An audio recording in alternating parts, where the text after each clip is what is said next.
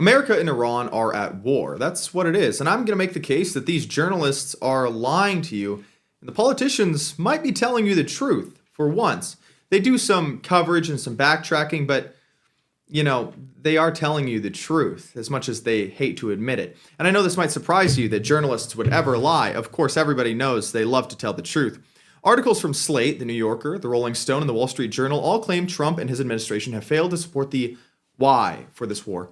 Chuck Schumer said the day preceding the strikes that this was serious. The administration would have to make its case to the public. The facts are so obvious from all of their own words and their own video statements. They just admit it. Randy Fine, Alan Dershowitz, Netanyahu, they're all playing up the Purim angle. This is where the Jews celebrate a holiday slaughtering 80,000 Persian men, women, and children.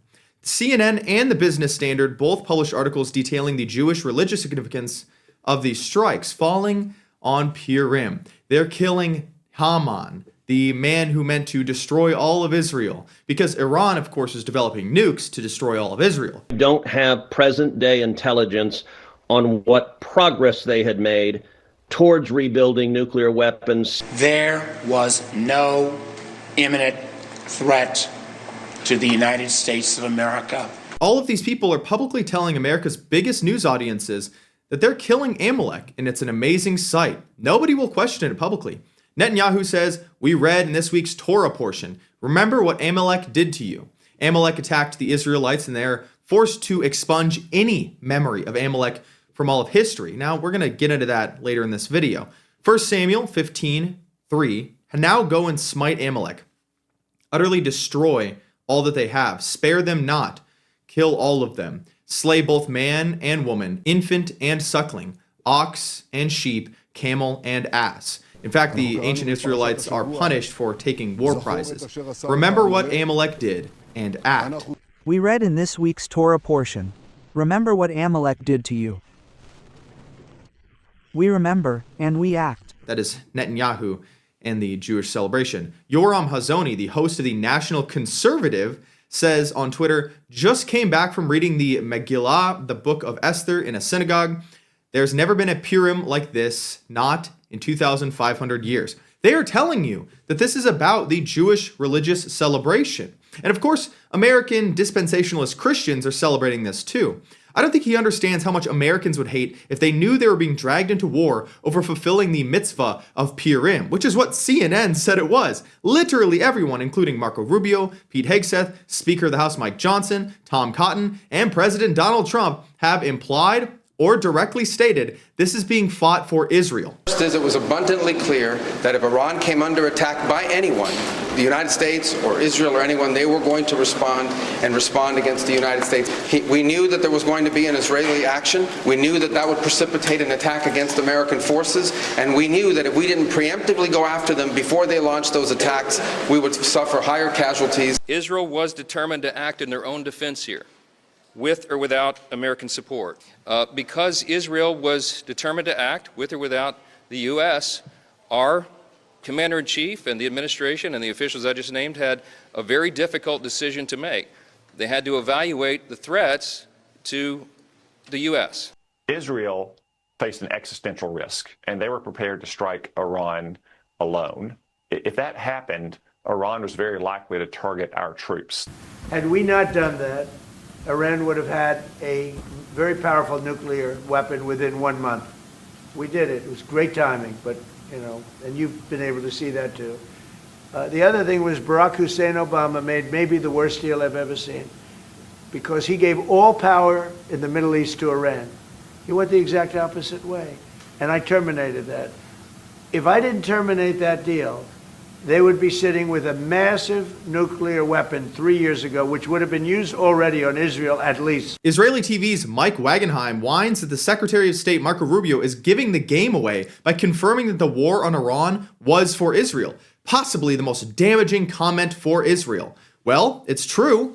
Meanwhile, Marco Rubio, and possibly the most damaging comment for Israel yesterday, said that the Israelis were planning an attack, and the Americans felt that if they didn't preemptively strike Iran, that the Americans would be hit as a result of Israel's strike. Yesterday, you told us that Israel was going to strike Iran and that that's why we needed to get involved. Today, the president said that Iran was going to get. Yeah, your statement is false. So that's not what I was asked very specifically. Were you there yesterday? Yes, I asked Okay. the question. The former Bush administration advisor Michael Singh says the rationale behind the strikes has been inconsistent and frequently erroneous, comparing it to flying a plane while building it.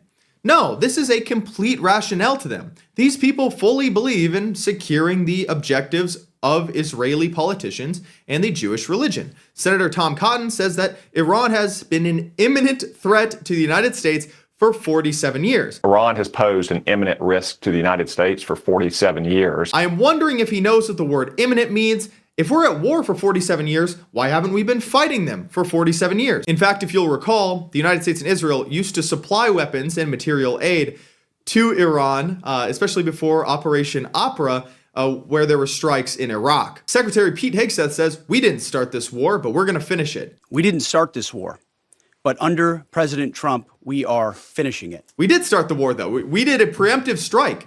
In fact, we did this in collaboration with Israel after carrying on fake negotiation. Benjamin Netanyahu laughs when asked by Sean Hannity what he has to say about the implication that the United States is fighting on behalf of Israel. President Trump says, well, no, Israel didn't force us to do anything. In fact, we might have forced them. Mr. President, did Israel force your hand to launch these strikes against Iran? Did Netanyahu pull the United States into this war? No, I might have forced their hand. Completely contradicting what Mike Johnson and Marco Rubio had said the day prior. This is clearly damage control. Benjamin Netanyahu says President Trump had planned this war before his second term even started. Or before he was inaugurated the second time. And we met in Mar-a-Lago. And the first thing that Donald Trump said to me, he said, we have to prevent Iran from getting nukes. As simple as that. Israeli Defense Minister Israel Katz says they decided to strike Iran 6 weeks before the strikes actually took place. They'd been planning them with Washington. Netanyahu says he's persuading United States presidents for decades to attack Iran. Well, you're right. I did have spoken about it for decades. And I try to persuade successive American administrations to take firm action. It's finally happened.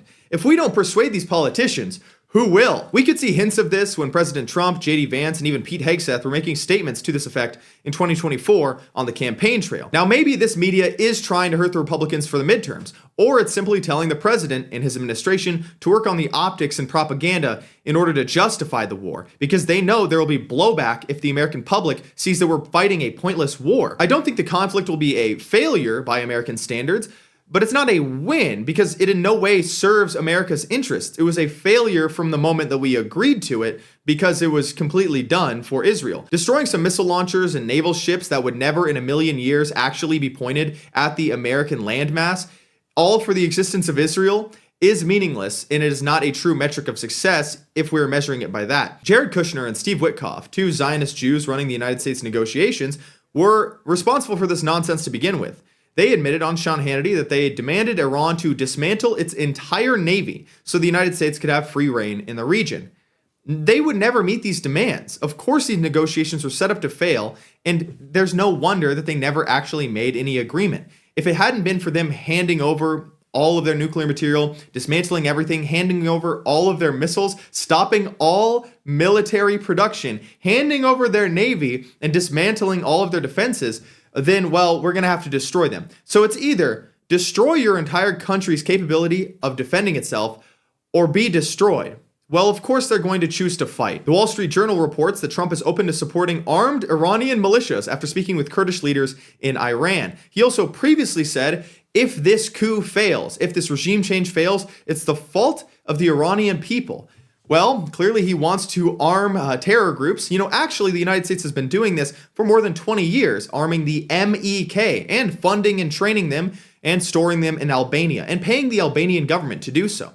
That has notoriously worked out well in the past, of course. Benny Gantz and Israel Katz of Israel's defense ministry claim they haven't ruled out putting troops on the ground in Iran, and President Donald Trump, when interviewed, said the same exact thing. Now, 110 U.S. troops filed anonymous reports that commanders are framing the Iran war as God's plan. At first, Reported by the independent journalist Jonathan Larson, a U.S. combat unit commander told non-commissioned officers that the war on Iran is part of God's divine plan, claiming that Donald Trump was anointed by Jesus Christ to ignite Armageddon. The complaint, filed with the Military Religious Freedom Foundation, is one of more than 110 logged within 48 hours from 40 different units, at least 30 installations, complaints including Christians, Muslims, and Jews. So the Iranian mullahs are supposedly dangerous religious fanatics. They're completely out of their mind. But American religious leadership view Jews as demigods, essential for fulfilling end times prophecy and bringing out the, coming of the age with Jesus returning, or in Jewish eschatology, the coming of the Messiah. And they believe Iranian and US soldiers need to fight and die to bring that about. It's also interesting how support for Israel among Americans is at an all-time low, yet so many military leadership positions are full of Christian Zionists and or Jewish leaders. Secretary of War Pete Hegseth has expanded this evangelical programming and made prayer regular. There are prayer sessions and Bible studies aligned with staunch pro-Israel theology. This isn't Catholicism or Orthodox Christianity. This is an altered, Americanized, New Age form of Christianity, weaponizing the American soldiers' religious beliefs so they'll fight a war that isn't in their interest. When 3 American jets were shot down over Kuwait in a friendly fire incident, Israel's Channel 12 host Niv Raskin urgently noted, "We need to emphasize, this is an incident involving American forces and not, God forbid, involving Israeli forces." It's totally fine for Americans to lose their jets or their lives, but if Israelis are in harm's way, that's horrible. Now 6 Americans have died, 18 are seriously wounded. Donald Trump and General Daniel Cain say they expect to see more casualties. That's just how it goes. We expect to take additional losses. And sadly, there will likely be more. Before it ends, that's the way it is. Governor Gavin Newsom asks, well, why did we help Israel to bomb kids?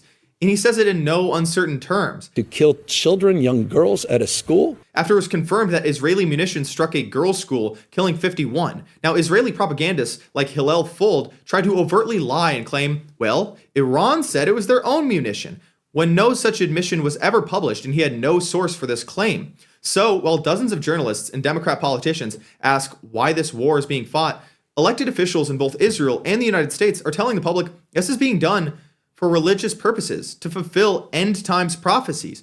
Now, clearly, there are diplomatic and political benefits, like isolating China's oil supply. This is what everybody will tell you. We're doing it to fight China. I mean, we're cutting off China from rare earth minerals in Greenland, oil in Venezuela. That's why we're attacking the shadow fleet of Russian and Venezuelan ships that are shipping them oil.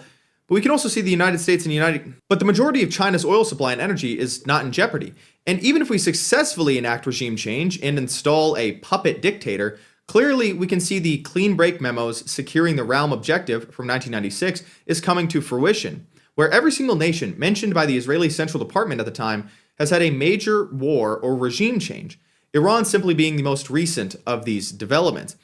And China, while subject to sanctions if we fully control their oil trade from Gulf states that we're allied with, isn't going to fully be cut off in the event that they actually do decide to secure military interests in Taiwan. Some people also claim that the war against Iran is justified because Iran was actually trying to take Trump's life. Yet no such claim has actually been validated. The source for the claim is Benjamin Netanyahu and his proxies, like Mike Waltz. No Islamic Revolutionary Guard assassin has been indicted or arrested in American soil. No sleeper cell has been found out and arrested. You think the FBI would publish this everywhere. But to American figures and Israeli leaders alike in both the opposition and current office in the Knesset, we can see that this is definitely for a religious purpose. It's not ultimately about China. It's not ultimately revenge because they tried to take out Trump. This is a prophetic objective and a geopolitical security for Israel. They want to take out the missiles and the missile development system for Iran. They don't believe that Iran had the capability to develop nukes. Ted Cruz said that himself. There's even more. Pete Hegseth said in 2024 to a delegation in the King David Hotel in Jerusalem that he had firm beliefs in the creation of the Third Temple. A rabbi, Yosef Mizrahi, speaks at the Al-Aqsa Mosque. He says, "We don't know, maybe a missile could destroy this mosque and clear the place for the Third Temple." He says it in the Hebrew term. This could also be a miracle, saying Israel could probably destroy the mosque itself and blame it on Iran. Of course, doing this would bring about the time of Mashiach in Jewish belief. and the world will only have peace when Tikkun Olam is achieved, or Jewish dominance, the Pax Judaica, is achieved. Zechariah chapter 8, verse 23, thus the Lord of hosts, in those days 10 men from every language of the nations shall grasp the sleeve of a Jewish man, saying, let us go with you, for we have heard that God is with you. It is Jewish prophecy that in the end times, people will understand their role and want to serve the Jewish people. And those who are not coming to serve the Jewish people, well, they'll be delivered to the Jewish people as slaves if they had offended against the Jewish people. It is completely out of the Jewish belief that Goyim, who have a soul like an animal, according to the rabbis, according to many different rabbis, this is not just Chabad Lubavitcher belief, are incapable of doing any good, by the way, whose prayers are not heard by God, who are truly incapable of any type of spiritual essence, are born to serve the Jewish people and are only good if Jews are doing good unto them. They are literally incapable of charity. Now, some rabbis debate the charity element, but from spiritual excellence, it can only come from the Jewish people or God's chosen people. All Jews, rabbinic or otherwise, within the Chabad movement or not, believe that good of the world is only coming from them. It is their anointed role to have this destiny based on their dualistic soul. Rabbis have argued this since the 3rd century, that Jews have a piece of God within them. This is why no Gentile can ever convert to Judaism. They would have to have a brand new halakhic soul given to them by God, where their old soul is burnt away, and they become like a baby in the eyes of the Jewish religion. And many, rabbis still believe that's not even possible. Even if this were to happen, and Hashem gives this person a brand new halakhic soul, they wouldn't be equal to that of a born Jew. They would have less value. This is genuinely defended by the religious belief of Jewish leaders. Jewish leader Ovida Yosef says, why are Gentiles needed? They will work, they will plow, they will reap. We will sit like an effendi and eat. That's why Gentiles were created. Israeli news passes out drinks and gives a toast to the death of Ayatollah Khamenei. They read out the scripture on killing Amalek. Just remember that Amalek, which I've referred to multiple times here, is anybody who opposes the Jewish people in spirit, not just physically. It's not just a physical extinction element, a militant opposition to the Jewish people. You are Amalek if you question and oppose their power. The spirit of Amalek is on not just the mullahs of Iran, but also the wannabe strongmen of Turkey. Not simply the international media, but also certain misguided elected officials and influencers in our own country. Pastor John Hagee speaks at the Christians United for Israel conference and says the spirit of Amalek is on not just the mullahs of Iran, but also the leaders of America, misguided leaders, and the influencers in America. These pundits, these talking heads, these podcasters. In fact, Ben Shapiro has interviewed people saying exactly this. I believe that all of this starts to show that this war is not beneficial to America, to Republicans overall, or to the peace and security of the region. They killed the Ayatollah Khamenei and most of those who are in line for leadership. Even if they have some sort of puppet that they can replace him with and find some way to install democracy, I don't believe it's going to help secure peace within this country or the rest of the region. Much of the motivation is ultimately religious and prophetic.